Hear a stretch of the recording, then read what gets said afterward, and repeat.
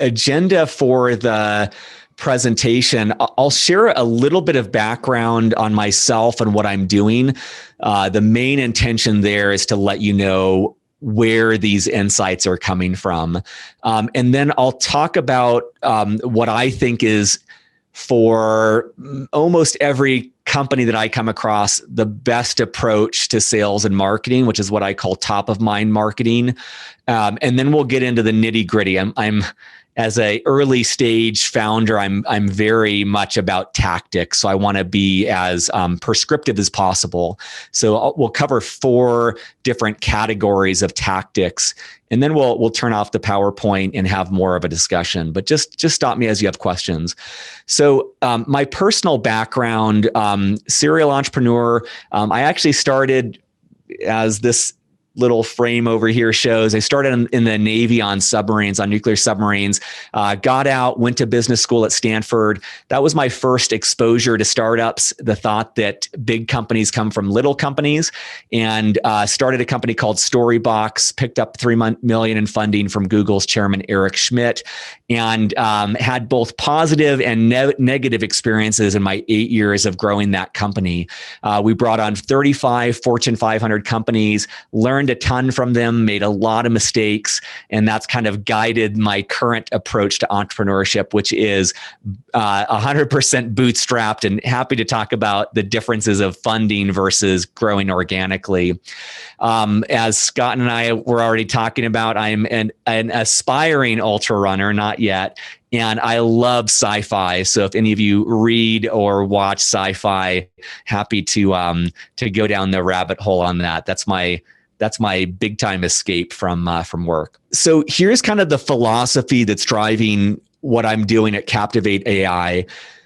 In the 8 years I had with Storybox, in the 4 years that I've been podcasting for fun, one of the things that's emerged is that today, in order to get noticed amidst an unbelievable amount of noise, brands have to be consistently top of mind. And making it harder, you got to do that wherever your customers are.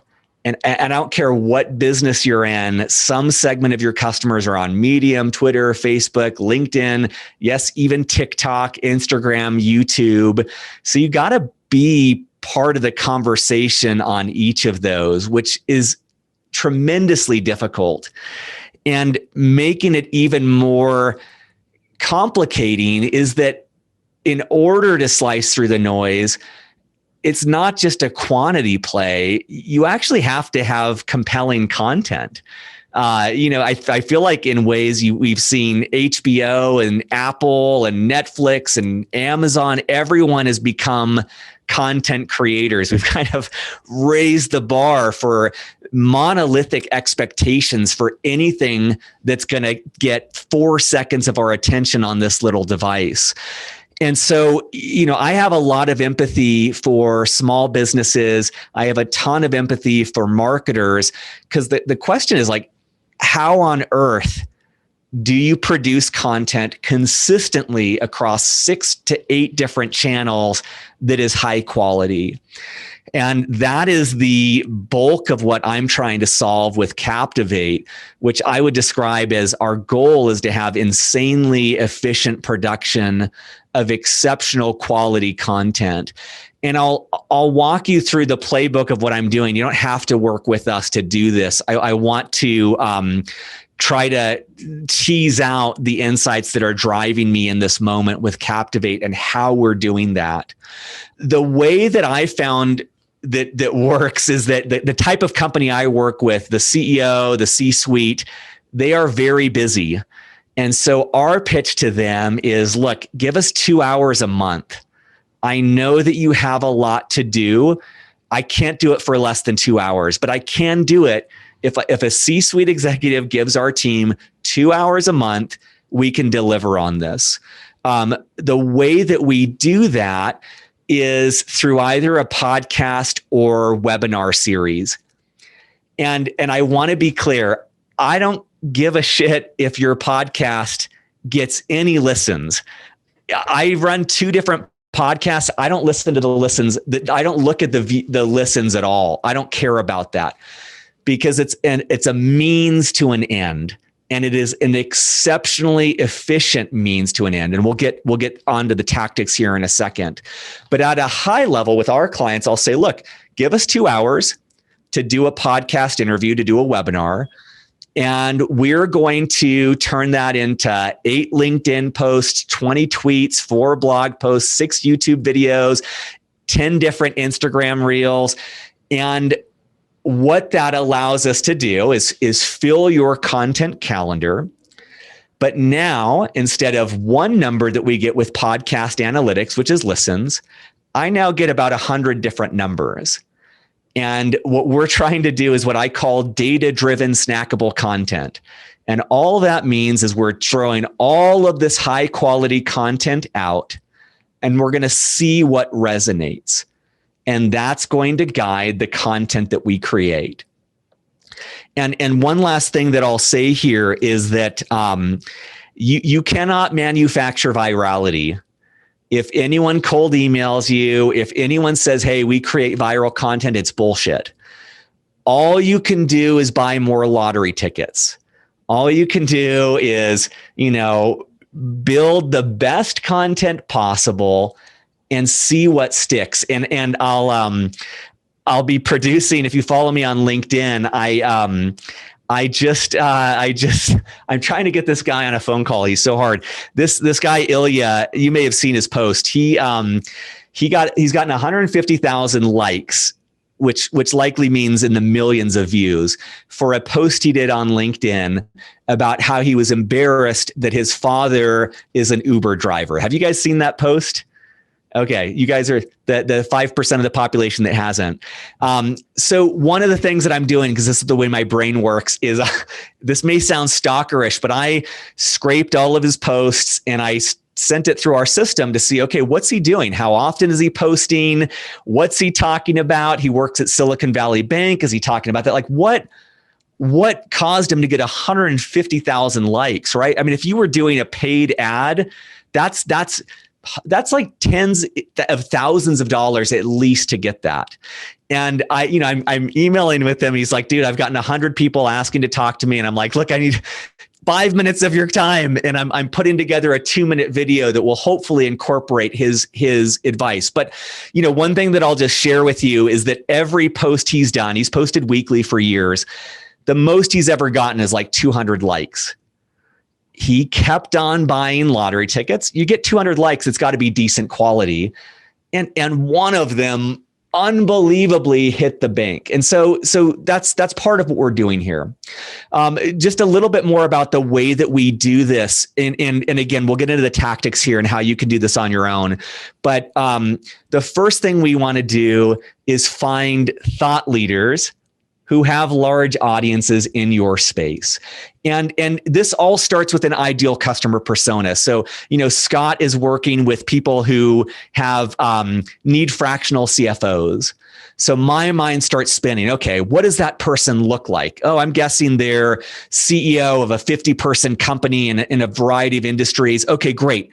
What does that person care about? They care about what Ledge does. They care about growing quickly and cheaply. And so then we would want to start finding, based on this ideal customer persona, who are the thought leaders? Who do they care about? Probably people I don't know about, but they know about. So we're going to go find them. We're going to reach out to them and say, Jessica, you've got all this wisdom. Come on our show. Scott's going to interview you. We're going to produce a podcast. We're going to produce 30 different videos and graphics. We're going to make you a rock star. All we need is 30 minutes of your time. So that's where it starts. We then have the C leader at the company interview them, and we'll talk about why we do it that way. And then after the conversation, our technology, our people are harvesting it.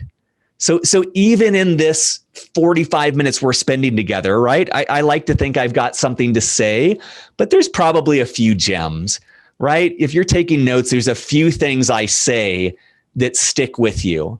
That's our job. We harvest an hour, a 30-minute long form video file, and we want to find the best pieces. And then we want to tailor it to each of the social channels you care about. What works on Instagram doesn't work on LinkedIn, vice versa. So we start doing that tailoring, and then we schedule it so you've got consistency. And if you take nothing else away from our conversation, this is nothing new, right? What Scott and I were talking about ultra running before this. What allows you to run an ultra marathon is consistency. What allows you to retire early is consistently investing. What allows you to have a great relationship with your children is consistent quality interactions. So we're not looking for a mega post and that's it. We're looking to post 3 times a week, 5 times a week, 1 time a week, whatever your industry calls for. And then lastly, and this is the piece that is mind-boggling because no one does it, lastly is the analytics. The sense that I get is most companies out there are throwing Hail Marys, and it's just kind of like, did it work? No. Did it work? No. But there's no analysis of themes that go into the successes, words that go into it, video links, the time it was posted. And that's really what we're trying to build, is the analytical chops to say across all of these data points, this is what we want to do differently. This is the type of guest we want to appeal to. This is the type of person. So that's kind of the how it works. So we're gonna switch gears and go into tactics that you can apply. But I'm just gonna take a breath here. If you have a question, you can unmute. You can type it in the chat. But let me just give a pause if there's any questions so far, or your own observations that are in line with this or even contradictory to this. I'd like to know ultimately, wherever it fits, about the different channels for B2B. We're heavy LinkedIn. Yep. I loathe Facebook. If I had a reason to use it, then I probably would have to do that. Instagram is interesting, but I'm not sure where. Then you get people chatting all about, oh, are you on Clubhouse? And I don't want to do that either. So, it's just like anything you have about different channels there, because you want it to be authentic and work. So wherever that fits, that's awesome. So. Yeah, I'll speak to that. It's so interesting because so I'll tell you my ideal customer persona usually works at a company with 20 to 250 employees. And I am not my ideal customer persona, right? I am smaller than that right now.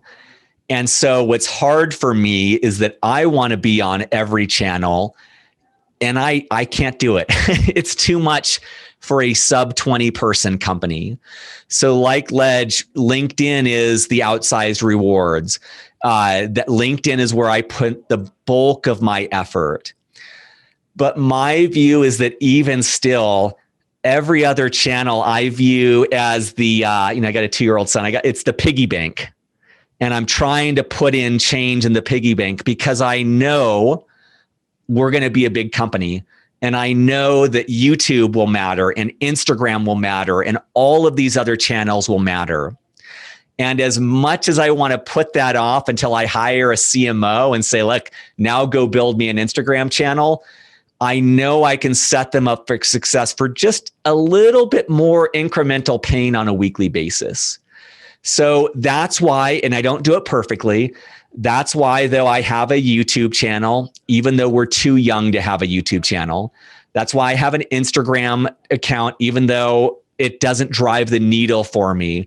I'm trying to say that, look, 20 minutes of pain a week will pay dividends 1 year from now because of consistency. Now, the only reason as a sub 20 employee company that I can do that is that I happen to run a company that creates this content for me. If I didn't have Captivate, I wouldn't do it. Like any of you that is part of a sub 20 person company, I would say put all your eggs in the biggest basket. There's a great book I'm blanking on the name of. I think it's Traction. And what I remember from reading this book 4 years ago was sub 20 employees, there's 100 different things you can do. You use your gut and some art educated guesses to pick the 3 to 5 channels you think will do best, the 3 to 5 experiments that'll do best. You do little tiny experiments. You see which of those ones works best, and you exploit the shit out of it. That single channel until it diminishes. Thank you, David. And then you do the test again. So that's if you're in that size company, that's what I would espouse. But if you have the resources to work with someone like Captivate, or if you happen to run like Captivate like I do, I'm trying to think ahead for the company we will be in a year. So let's talk tactics. First of all, why podcasts? It's exploding. I just posted about this yesterday on LinkedIn, and I forget the numbers, but it's like, Spotify spent $300 million on Wondery, and Netflix. Now, fucking Netflix has a head of podcasts. It's mind-boggling. Like, what business does a movie production studio have doing podcasts, right? Like, there's a lot of great numbers to show that this is like still growing. So one reason I love it is it's an owned channel. You have a direct voice to people, and that is a powerful megaphone. And, I'll skip to the third point. Not only is it an owned channel, but it is of any medium. You can go hyper niche. So if you are selling to dentists in third world countries that work on crocodile teeth, great. You can have a show that caters to that demographic. There's a fantastic essay by a man named Kevin Kelly called 1,000 True Fans. And the too little didn't read summary is, all you need to build an empire is 1,000 people who are fanatics about what you're doing. And I think that's true. And that's much more achievable than building a 1 million person empire. And so from that standpoint, podcasts are great, because if you really understand your ideal customer persona, you can be the only person on earth creating high quality content that appeals to them. The growth piece of podcasts I already spoke to is just kind of how quickly this industry is growing. So get on board, ride that wave. But the last one that I'll share is access. So I run a podcast for veterans, hyper niche audience. I've had 404 episodes to date. I've interviewed Jocko Willink, who is the CEO, the New York Times bestseller. I've interviewed the CEO of PepsiCo. I just interviewed on Friday Bruce Cleveland, who is an investor who's generated over $1 billion in return. He's been part of taking 3 different companies public. Like, none of these people, I guarantee you, I bet you $10,000, none of these people would have met with me. All of these people met with me because I have a podcast, and not a single one of them asked how big my audience was. But whatever it is, and this might be a short window, podcasts get meetings. Cold emails don't. And all of these people I got to through cold approaches. And so, and there are people in my industry, there are people who strictly use podcasts for business development. So I might want to talk to Megan. And so I might, reach out to her to have her on my show. After 30 minutes of podcasting, I've got a deeper connection. And then I can kind of, hey, by the way, this is what I do. I've actually closed 2 different deals this year doing that. And so if you are interviewing the type of people that you want to work with, they're going to be much more responsive to a podcast interview than a cold email. And there's a company called Up My Influence. I just started working with them. They do this. They literally line up the guests that are your ideal customers. I don't have any data to say that it works, but it's worth an experiment. And so those are the reasons why I think podcasts are effective. Webinars, events, we do that at Captivate as well. I just feel like the infrastructure for a podcast is much lower. I do it by Zoom. What we are doing right now is all you need to do a podcast, and you You don't need this thing. There's a great Onion article that says, man monetizes podcast by selling podcast equipment. And I'm like, that's about right. I've probably got $1,000 of podcast equipment. And if I were to sell it, that would be the only money I make from my podcast. So that's why I like podcasts. The second category is I'm a big believer that when it comes to the host, it's got to be the founder or the CXO of the company. And I know that a lot of companies outsource this, and I think it's a tremendous mistake. Most of the companies we work with, it is a big ask to get 2 hours of this person's time a month. You can imagine if you're part of a rapidly growing or big organization, 2 hours, some of these people's spouses don't get 2 hours a month. So it's a big ask for me to say, you've got to do that or I can't work with you. The first reason for that is the relationship piece, right? Like, and when I'm interviewing Jocko Willink, I want that relationship. I don't want some schmuck that's, working for, I want that connection. And I still reach out to these people because you remember these intimate 1 hour conversations.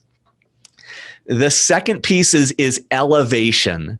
So if you watch our content on LinkedIn, a lot of it we're using this side-by-side talking head format that CNN and news agencies have made popular. Because no one knows me, everyone knows Jocko, and you put us side by side in a video, I am drafting off of those massive coattails. And so it really elevates your brand because I'm punching way above my weight.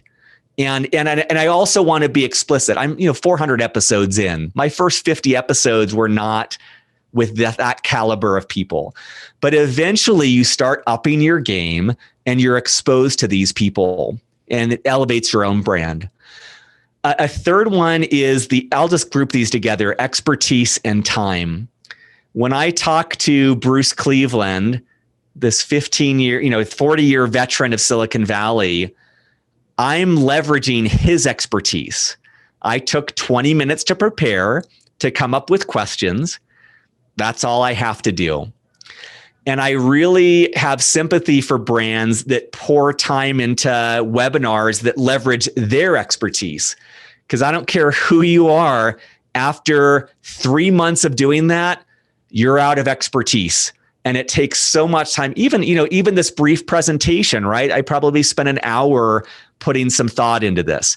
I can't do that on a weekly basis. It's unsustainable. But if I bring curiosity and questions to someone with expertise, again, it's such an efficient way to harvest high quality content.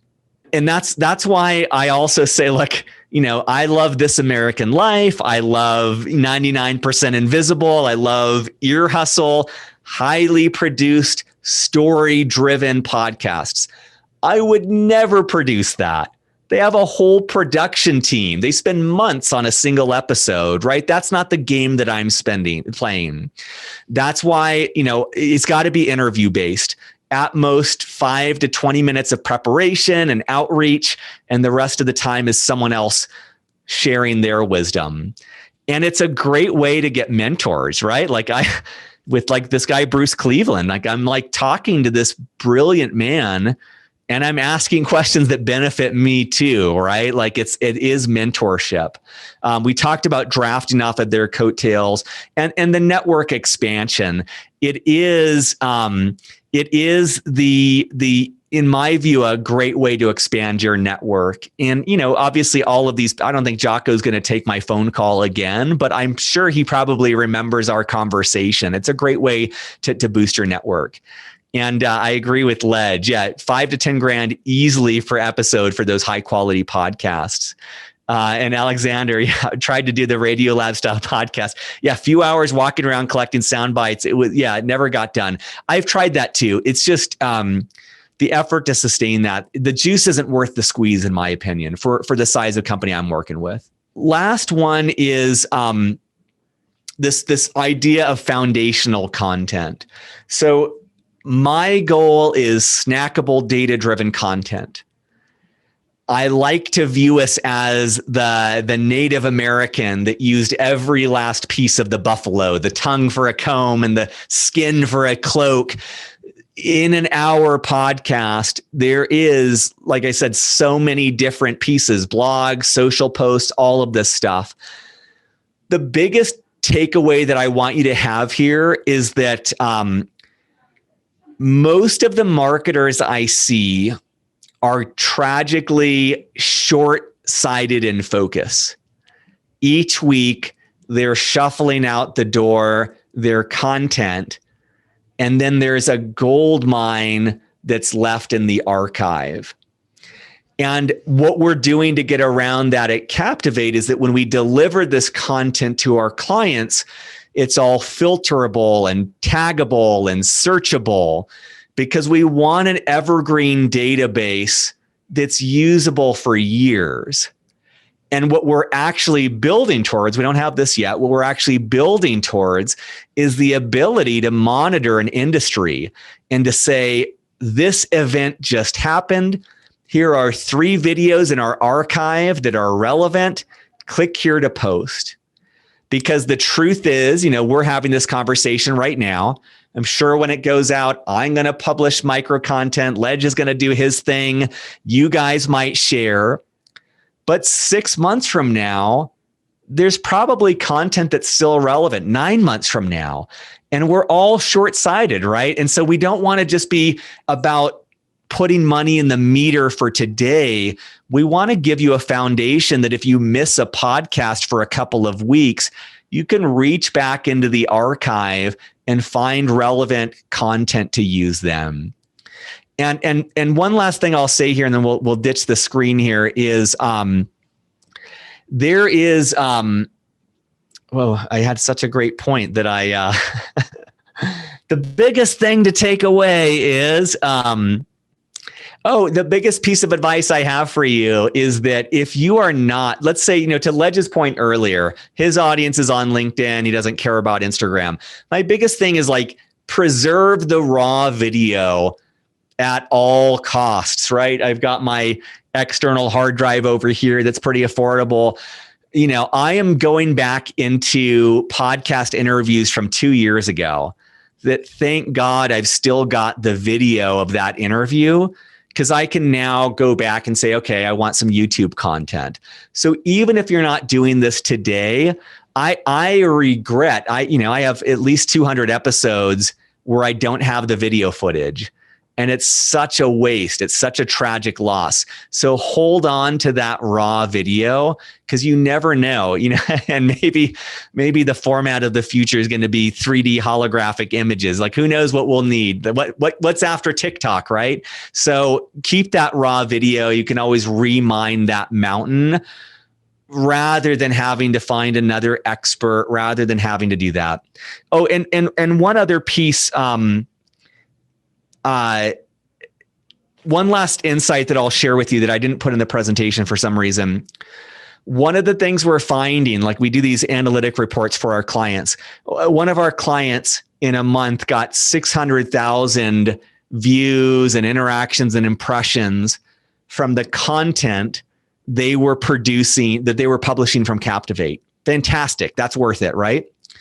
We looked at the podcast guests, and their sharing was 400 or 500,000 impressions, almost just as much as the brand itself. And that's when I talked about trying to identify thought leaders with audiences. That's one of the things that our platform is trying to simplify, which is Ledge, he's doing me a great service by allowing me to speak with you, right? And of course, I'm going to share this with my audience. He's going to get a boost from that, right? I'm going to tag him. I'm going to tag Add1Zero. I'm going to tag this series. So not everyone does that. My guess is about 20%. People are busy. People are self-promotional. But even that 20% can drive a tremendous amount of exposure to net new customers, net new audience, which is very, very valuable, which is another reason that I am a fan of this approach. So I spent way too long with a PowerPoint here, but let me kill that. And we've got a fair bit of time here. 10, 20 minutes here. I'm open to answering questions. I'm open to people sharing their tips. We can kind of go wherever the group would like to. So tips to get guests to share. So this is something we are experimenting with heavily, knowing that guests sharing is powerful. The one thing that we're doing right now is on behalf of our clients, we're emailing. We do a 3-touch email right now. The first one is when the assets are ready, to let them know the date that it's going live, and to literally say, this company is going to be sharing. Will you as well? The second touch is 3 days prior to it going live as a reminder. And then the third touch is the day of, and giving them again that link to share. I literally had a conversation right before this, and one of the things that I'm realizing, because this lady runs an agency where they do this as well, you really have to spoon feed. And so what we're going to start doing is, writing copy. One of the shortfalls with our approach right now is overwhelm. I give someone 20 videos. They may have the intention of posting that, but it might be too much. So we're going to start modifying our processes to say, Alexander, thank you so much for being on the podcast. We have all of these assets here. Here's one in particular we thought you might like for LinkedIn. Here's the video. Here's the copy. Feel free to modify it. It's not a knock on the guest. Like all of us, they've got a million things they're juggling. But if we can make it incrementally easier for them, great. And the other piece that I'll say is that a fair number won't post original content, but they'll reshare whatever you post, which is just as well, right? There's not a significant downside there. And one other piece here, we haven't found a way to master this, but in the spirit of evergreen content, Beyond the Uniform, my podcast, 400 episodes, 4 years, we've got a long lens. We do strategically go back into the archive and tag people from years ago. It furthers the relationship. They're like, oh man, Justin is really pumping my brand, right? That solidifies my relationship with them. But you may catch them at a point where they've got more bandwidth to share. And so even 2 years later, you might get that exposure, which is why I feel like people leave a lot of money on the, lot of fruit on the tree unpicked.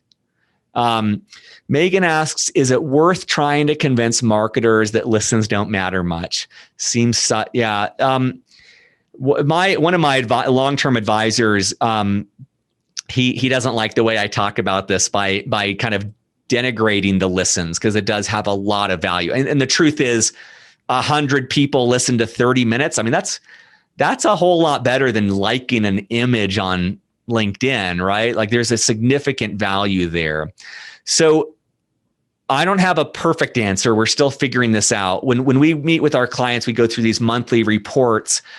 One of the ways that I'm trying to tease out or have them come to the realization is, podcast listens is 4 or 5 of 30 metrics that I cover. So we'll look at 7-day listens, 30-day listens. We'll talk about what episode has done best. We'll talk about where their podcast audience is. That's a slide or two. I've got 8 other slides that are talking about social media impact, guest sharing impact, audience growth on YouTube, all of these different things, SEO impact. So Megan, the way that I try to get around that is by just saying, look, let's look at this holistically. If you do a podcast and it takes off on YouTube, money well spent. If you do a podcast and it leads to a LinkedIn post with 150,000 views or likes, money well spent, right? Let's look at this holistically rather than being myopic on one tiny metric. Well, yeah, I could question or a comment there. I mean, I guess when you begin working with a client, I would assume that one of the first questions would be, what is your goal for doing this? Is it financial? Is it brand recognition, right? Because if I came to you and I said, my goal is to generate 10 new leads a month and be able to convert 2 of them at an average price of $5,000, right? So $10,000 a month. Well, I mean, if those 150,000 likes lead to no revenue, who cares? Yep. Well, I mean, there'll be brand recognition, but if the ultimate goal is revenue generation, then if I only get 20 listens, but I generate that 10,000, like you said, and you have a very, very niche audience, or it's just getting the right 1,000 people to like you, then as long as the metrics that are coming out the other end ultimately fulfill the goal that you're trying to accomplish, I would tell people it doesn't matter how many likes or listens you have. So yeah, I mean, that's a really good point. So 2 things come up for me with that. The very first one is I wish more of our clients and prospective clients thought the way that you do. It's surprising how few do. It's surprising how few have concrete metrics guiding the decision. And a lot of this space is vanity, and I don't think there's anything wrong with that. We have one client that is fundraising. They want to be perceived as a thought leader, so they need more content elevating them. And their metric might be a $10 million round.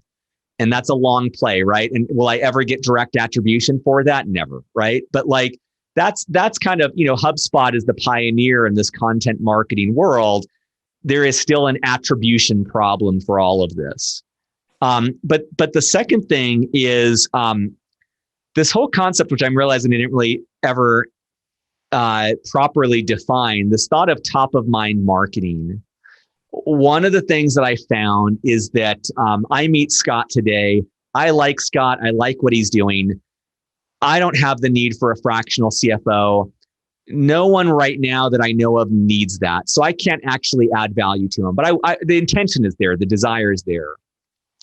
Scott's challenge is 3 months from now, when I run into a company that's his ideal customer persona that needs a fractional CFO, I need to remember Scott. I need to remember that that's what he does. That's a very big challenge. So part of the intention with top of mind marketing is depressuring the sale in the moment. And it's leading to more of a sense of what I hope the world has more of, which is like, dude, if the time isn't right, I don't want to be hounding you. I don't want to be, well, why aren't you willing to get 13 times more leads? Like, I don't like that. I don't think anyone likes that. But if I can connect with Scott and he sees day in, day out, oh yeah, Justin's the podcast guy. Oh yeah, Justin's Captivate. Oh yeah, Justin's the snackable content guy. 3 months from now, 6 months from now, he may make a referral. We might work together. That's why I think top of mind marketing is powerful, but it's not I got to get paid today. Like if you got to make a sale today, I don't have an answer for you. And I'll share, 2 different examples. One was a friend I hadn't talked to in 2 years. He never liked my content on LinkedIn. He never commented on it. He reached out and we became a customer that day because he's like, oh yeah, I see what you're doing. I get it. I want to do that. I had a friend who's in venture capital. I hadn't spoken with her in 5 years. Similar story. And the post was about running. The post was like a parallel of running and entrepreneurship. But I have in my LinkedIn bio, Justin Asiri, we turned your podcast or webinar into 3 months of social media content. She saw it. She looked at my profile. I've got my profile, so it explains what we do. And she became a customer. So it's a very long way of speaking to Scott's point, but like, it's great if you have specific metrics, but I do want to point to like the broader system here. And Legend asked about that too. What's the ROI? What's the payback period?